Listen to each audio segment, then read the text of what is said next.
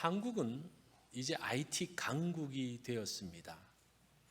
그래서 인터넷망과 휴대폰 등 IT 기기에서는 세계 탑 수준을 기록하고 있습니다.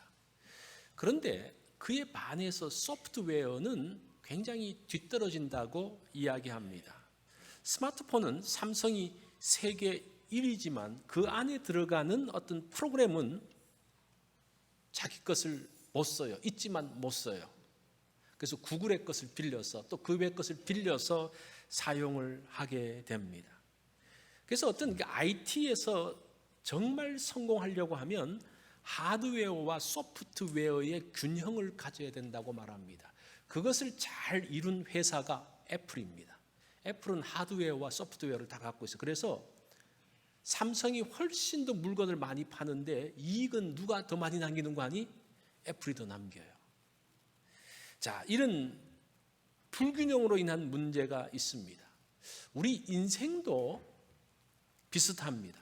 하드웨어는 잘 준비되어져 있는데 소프트웨어가 준비되어 있지 않으면서 인생이 속빈 강정이 될 때가 있습니다.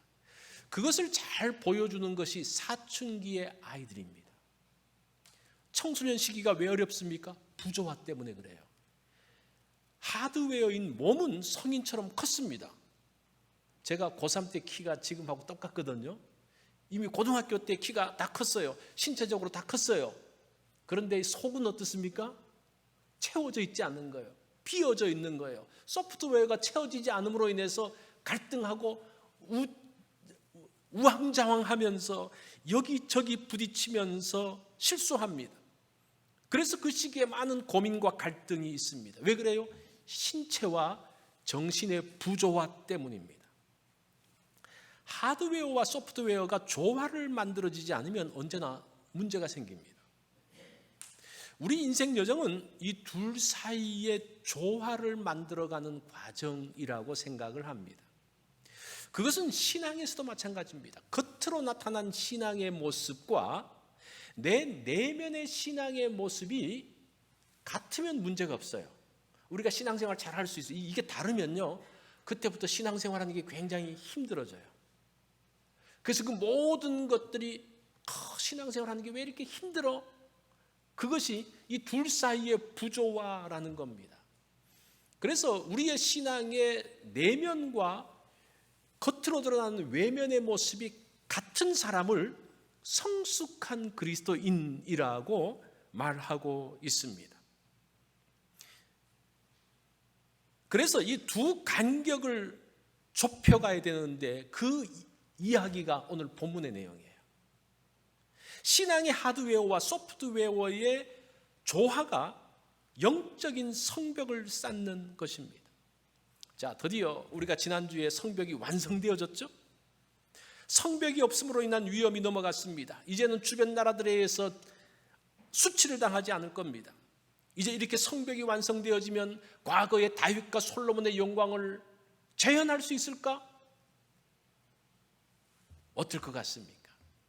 성벽 완성이 되어졌지만 그들 가운데는 무엇인가 허전함을 느끼기 시작합니다. 그게 1절의 내용이에요. 1절을 한번 볼까요? 이스라엘 자손이 자기들의 성읍에 거주하였더니 성벽이 완성됐어요. 예루살렘 성벽이 완성되는데 그들은 여전히 어디에 거합니까? 옛날에 자기들이 있었던 그 성읍에 거합니다. 자기들이 있었던 집에 거하고 있습니다. 달라진 게 없어요. 성벽이 완성되어지면 무엇인가가 달라질 줄 알았습니다. 무엇인가 그들의 삶이 달라질 줄 알았습니다. 다시 한번 예루살렘의 영광이 재현될 줄 알았습니다. 하나님의 도성의 영광을 볼 줄로 알았습니다. 그런데 자신들은 이전과 동일하게 살고 있는 거예요. 무언가 빠졌다는 생각을 하게 됩니다. 그러면서 자신들의 영적인 모습을 돌아보기 시작합니다. 예루살렘의 영광은 하드웨어인 외적인 성벽을 쌓음으로 만들어지는 것이 아니라는 것을 알기 시작을 해요. 그러면서 이들은 이스라엘의 영적인 성벽을 쌓기 위한 준비를 합니다. 그게 8장의 내용이에요. 그래서 7장과 8장 사이에서 이런 중요한 차이가 있는 것들을 여러분들이 보셔야 됩니다. 오늘 본문은 영적인 성벽을 건축해가는 세 가지의 모습들을 담고 있습니다.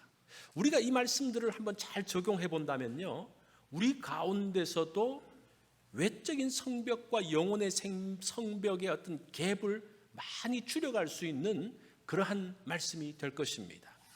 자, 첫 번째 그들의 모습들을 보면 백성들의 자발적인 요청입니다.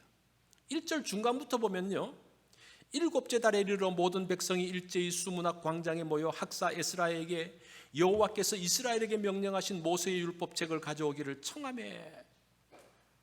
자, 제가 말씀드렸죠, 예루살렘 성벽이 완성되면 뭔가 달라질 줄 알았는데 아무것도 달라지지 않는 것을 보면서 그들이 이제 어떻게 하는 거 아니? 일곱째 달 7월 달을 말합니다. 7월 1일, 이거는 사실은 나팔절이에요. 나팔절에 사람들이 수문 앞 광장으로 모여들기 시작을 합니다. 그리고 학사 에스라에게 율법의 말씀을 들려달라고 백성들이 요청을 합니다. 제가 잠깐 한번 시간의 흐름을 한번 좀 보여드릴게요. 우리가 성경은 그런 것들을 자세하게 되어 있지 않기 때문에 제가 조금 설명할 필요가 있습니다. 6월 25일에 성벽이 완성이 되어졌어요. 그리고 7월 1일 날 나팔절이 시작되어집니다. 안식일이에요. 그 보니까 6월 25일이 주일인 것 같습니다. 지금은 이제 옛날에는 안식일을 지켰으니까, 그래서 6일 후에 나팔절이 되어졌는데 사람들이 모입니다. 사실은 성벽이 완성되고 6일 동안 있으면서 그들의 갈등이 있었던 거예요. 그리고 나팔절을 기점으로 사람들이 모이기 시작을 합니다. 느헤미야는 두 부분으로 딱 나눌 수가 있습니다. 1장부터 7장까지는 성벽 공사에 대한 것들을 기록하고 있어요. 그리고 8장부터 13장까지는 영적인 개혁에 대한 부분들을 말합니다. 이것을 바꿔서 말하면요, 영혼의 성벽을 공사하는, 영적 성벽을 공사하는 일들이 8장부터 13장까지 나옵니다. 그런데 이 영적 개혁 또는 영적 부흥의 모습이 사실은 세 가지 사건으로 나와요. 여러분들이 이것을 조금 알면 느헤미야를 읽을 때 이해가 되어져요. 그냥 성경을 읽으면 그런 나팔절이다 초막절이다 이 표시를 안 해놨기 때문에 모르는데, 이거를 한번 잘 기억을 하십시오. 나팔절의 율법을 낭독합니다. 그게 8장 1절부터 12절까지입니다. 13절부터는 초막절을 지키는 이야기가 나옵니다. 그 다음에 9장으로 넘어가서는 회개하고 서약하는 모습들이 나옵니다. 이 모든 것들이 다 자발적으로 이루어지고 있어요. 그래서 오늘 본문에서 모여라는 단어가 굉장히 중요합니다. 사람들이 모였다. 뭐 하기 위해서 모입니까? 나팔절 절기를 지키기 위해서 모였습니다. 그러면서 나팔절에 무엇을 이야기합니까? 하나님의 율법의 말씀을 들려주십시오라고 요청을 하고 있습니다. 백성들이 요청을 하고 있습니다. 그 다음에 13절 보면요, 거기도 모여서라는 단어가 있어요. 사실은 이제까지 그들은 초막절의 절기를 잘 지키지 않았습니다. 그런데 이제 비로소 초막절의 절기를 지키기 시작을 합니다. 그 다음에 9장 1절에 보면 7월 24일에 이스라엘 자손들이 모여서 그들이 드디어 결단을 합니다. 금식하면서 이전까지는 이방 사람들과 그 혼합되어진 가운데서 우상을 섬기고 여러 가지 복잡한 것들을 다 끊어버리는 결단을 하게 됩니다. 그래서 모인다라는 이 단어와 함께 지금 새로운 일들이 만들어지고 있는 것들을 볼 수가 있습니다. 지금 이런 영적인 성벽을 쌓는 일들은 누가 시켜서 하는 게 아닙니다. 지금 이 일들을 나팔절 절기에 사람들이 모이십시오, 말씀을 들으십시오라고 느헤미야가 말하지 않습니다. 에스라가 말하지 않습니다. 백성들이 자발적으로 나와서 말씀을 듣습니다. 그리고 그 말씀을 들으면서 금식하며 회개합니다. 말씀대로 살기를 작정합니다. 이들이 아마 하나님의 역사를 보면서 무엇인가 느꼈던 것 같아요. 성벽공사 140년 동안 이루어지지 않은 성벽공사가 52일 만에 딱 그치는 것을 보면서 그 사이에 얼마나 많은 사건들이 있었습니까? 그 모든 어려움들을 이기고 52일 만에 끝나는 걸 보면서 그들이 무엇인가를 느꼈어요. 야, 이것은 사람이 한 게 아니다. 하나님이 하셨다는 것을 알면서 그들이 새롭게 나가기 시작을 합니다. 그러면서 자발성이 만들어집니다. 이게 첫 번째예요. 두 번째는 그 도구가 말씀입니다. 사람들은 일이 있을 때마다 모여요. 자연스러운 일이죠. 우리 한번 모입시다. 밥 먹읍시다. 뭐 합시다. 모이잖아요. 근데 모여서 뭐 하느냐가 중요해요. 뭐 중요한 일이 있어서 모였는데 뭐 합니까? 무엇을 하느냐에 따라서 그 결과가 달라진다는 겁니다. 이스라엘 자손들은 모여서 무엇을 하고 있습니까? 오랫동안 그저 잊고 있었던 하나님의 말씀을 듣기 시작을 합니다. 에스라에게 율법책을 가져오기를 요청을 하고 있습니다. 2절로 3절을 볼까요?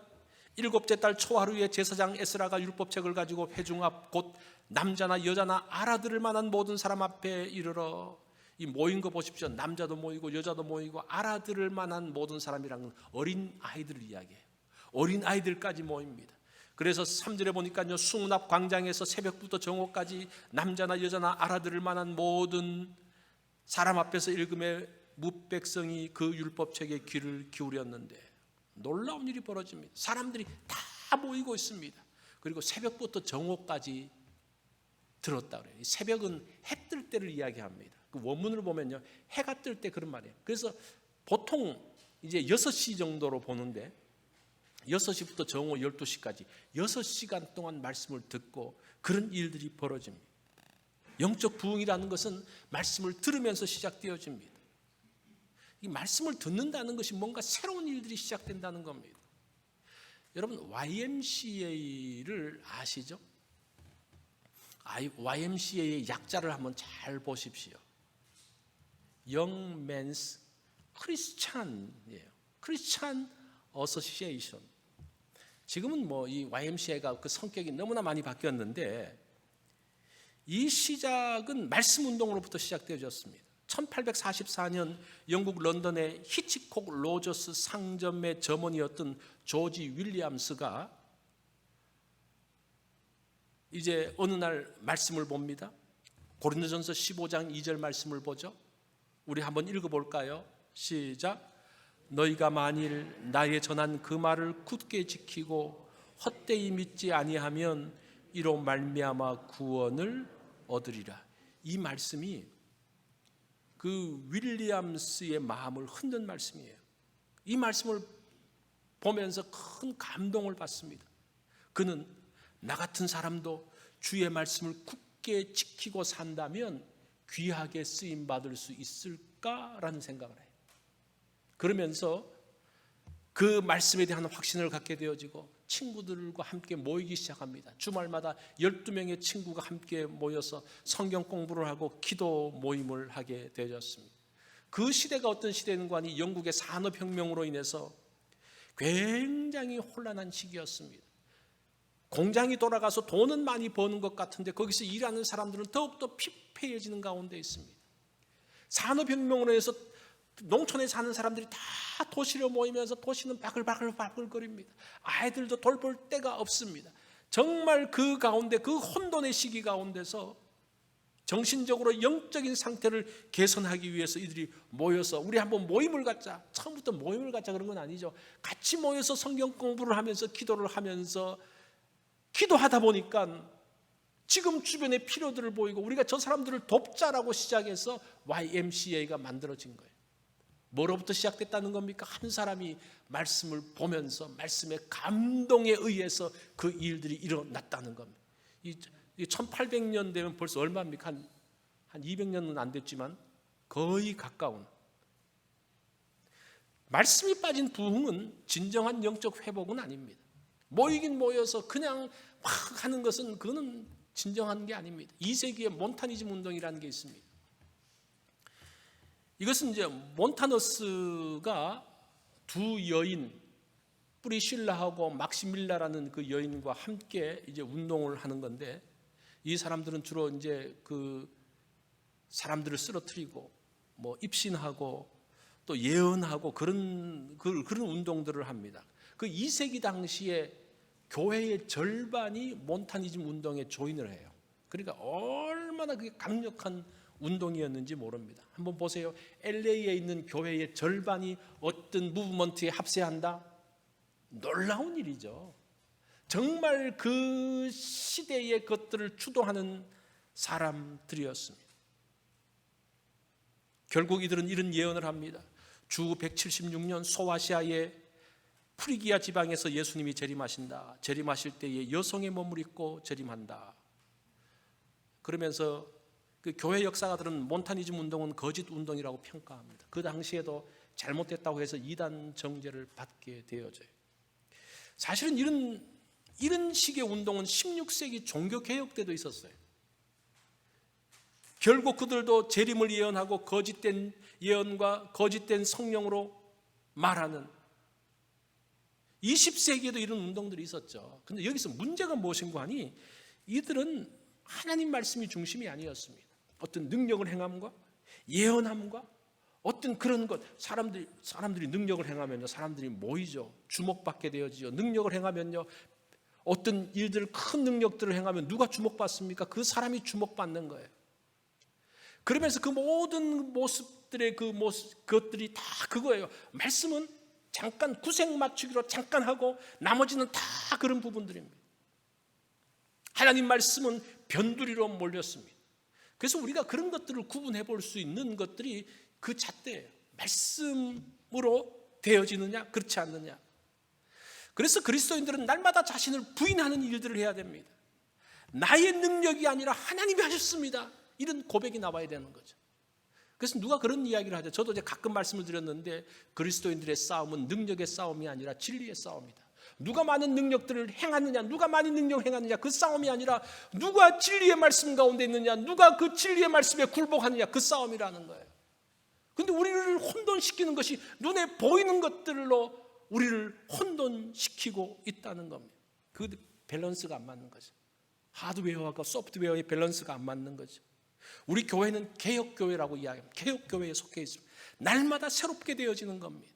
이 개혁이라는 단어를 보면요, 한문의 뜻이 가죽을 고친다라는 뜻이에요. 이 가죽이라는 게 오래 쓰다 보면 딱딱해지잖아요, 그죠?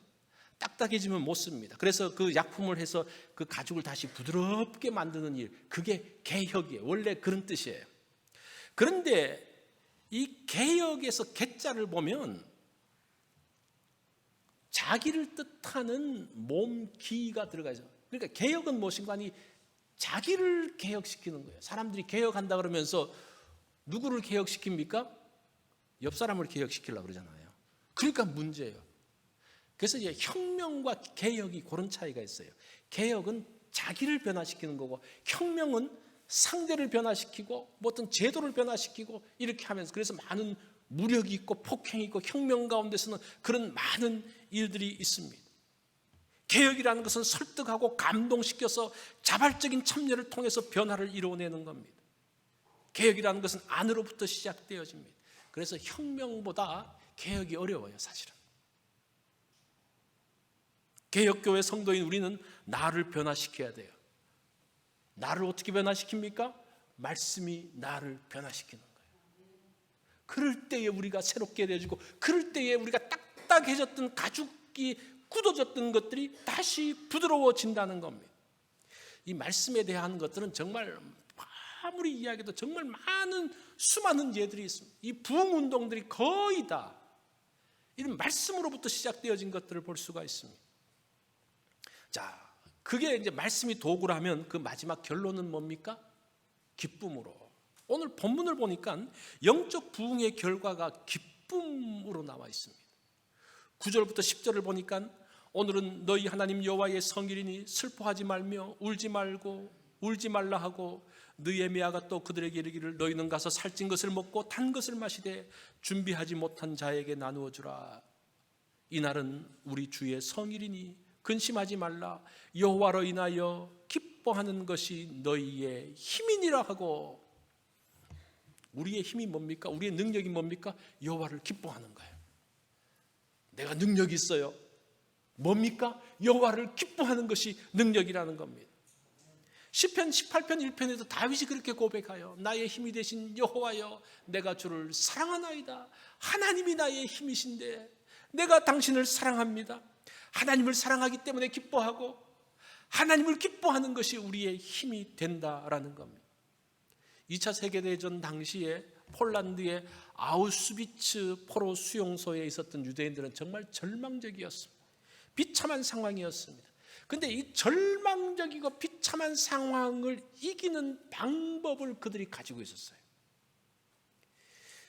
그 당시 아우슈비츠 수용소 생존자인 빅터 프랭클은 제가 몇 번 말씀을 드렸는데 그분이 썼던 책 삶의 의미를 찾아서라는 책에서 그 방법을 이야기해 주는데, 수많은 유대인들이 죽음이 임박해온 그 순간까지도 웃음과 여유를 잃지 않았다. 그들은 생존의 문제와 투쟁을 할 때 웃음과 유머를 무기로 사용했다. 극한의 절망과 두려움을 이기는 방법이 기쁨이라는 거예요. 웃음이라는 거예요. 그 가운데 무슨 기쁨이 있어? 무슨 웃음이 있겠습니까? 그것을 만들어낸다는 거예요. 어떻게 만들어냅니까? 하나님이 우리의 힘이시기 때문에 그 하나님을 바라보면서, 그러면서 그 수용소 내에 그런 글들이 많이 나오잖아요. 그게 뭡니까? 하나님을 사랑하는 거예요.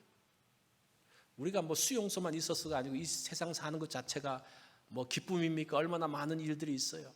그죠? 아마 여러분들이 또 나가면 또 아마 근심거리가 또 만들어지고, 자고 나면 또 근심거리 리스트가 또 만들어질 거예요. 그 근심에 사로잡혀 있으면 안 됩니다. 무엇이 힘입니까? 여호와를 기뻐하는 게 힘이에요. 여러분들의 우리 마음 가운데 기쁨을 갖는 게 힘이라는 겁니다. 조지 뮬러라는 분 아시죠? 이분이 영국의 고아의 아버지라 그러면서 2만 명의 그 고아원에서 2만 명을 먹여 살렸던, 그 기도하면서 살렸던 그분이잖아요. 그분이 이런 이야기를 합니다. 마음의 기쁨이 올 때까지 설교를 하지 않는다. 왜냐하면 말씀의 능력이 나타나지 않기 때문이다. 이 기쁨이 없으면요, 말씀의 능력이 나오지 않는다. 여러분들이 예배에 참여할 때 그 기쁨이 없으면요, 그 예배의 풍성함을 누리지 못해요. 냉랭한 마음으로, 뭔가 이렇게 위축되어진 마음으로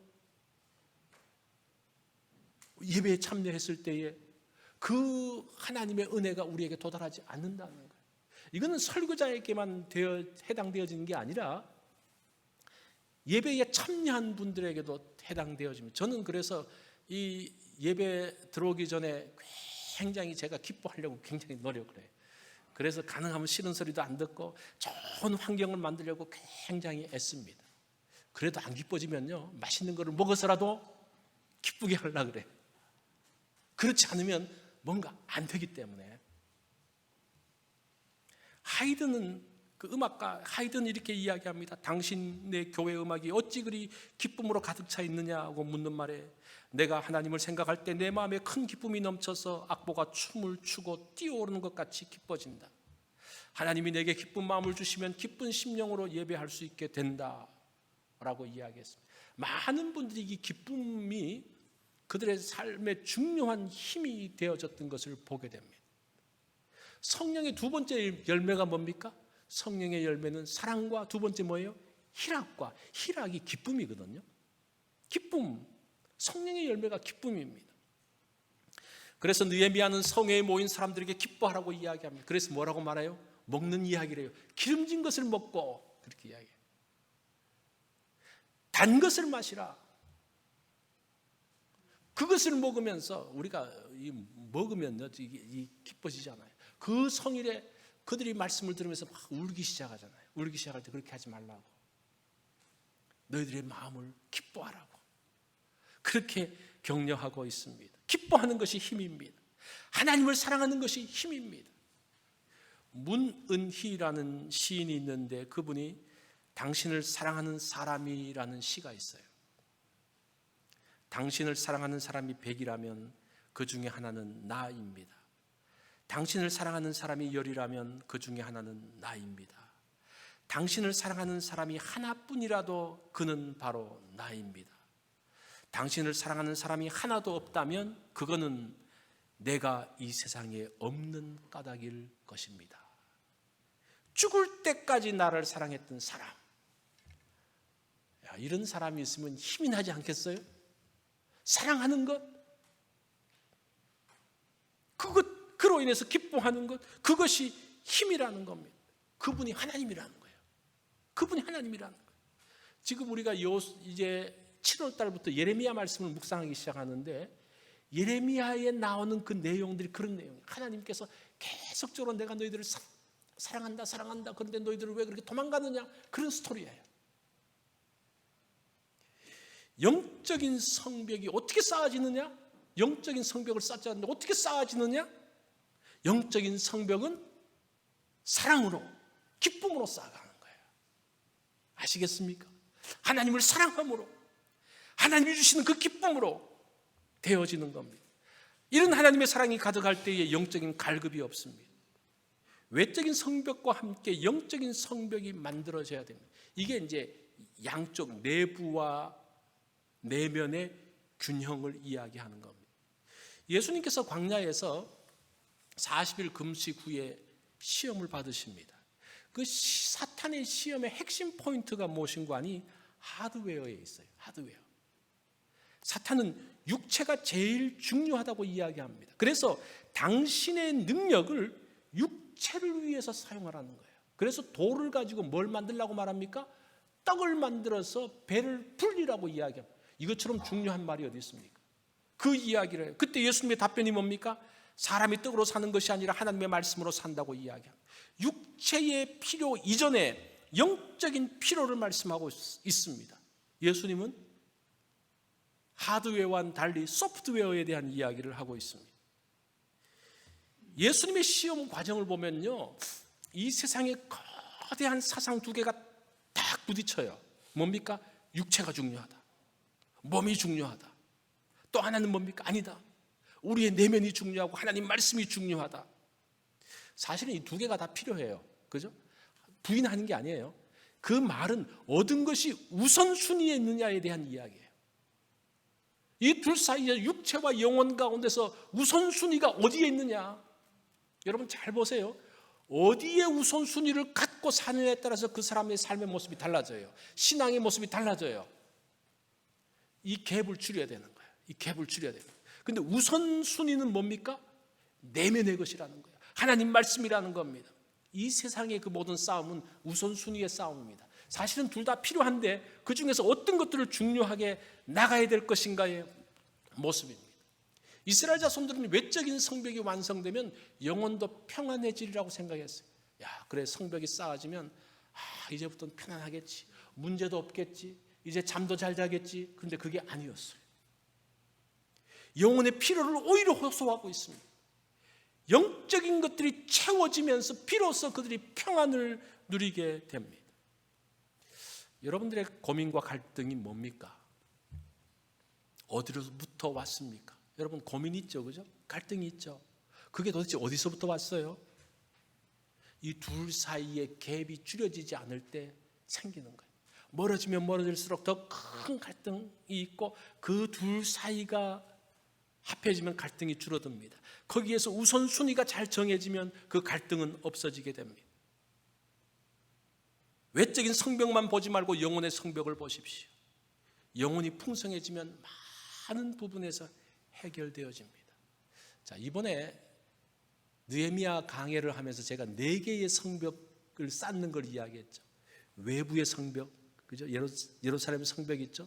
두 번째는 또 어떤 성벽을 이야기했습니까? 내부의 성벽, 사이의 고민과 갈등. 세 번째는 내면의 성벽을 이야기했잖아요. 내 내면의 문제. 마지막 4번째는 영혼의 성벽입니다. 여러분들 이 4개를 잘 생각하면서 나간다면 굉장히 우리의 신앙생활에 도움이 될 것입니다. 이제 우리가 영적인 성벽을 세우는 일에 관심을 갖는, 그로 인해서 하나님의 풍성을 누리고 하나님이 힘이고 하나님으로 인한 그 기쁨을 누리는 우리 모든 성도들이 되어지기를 바랍니다. 우리 기도합시다.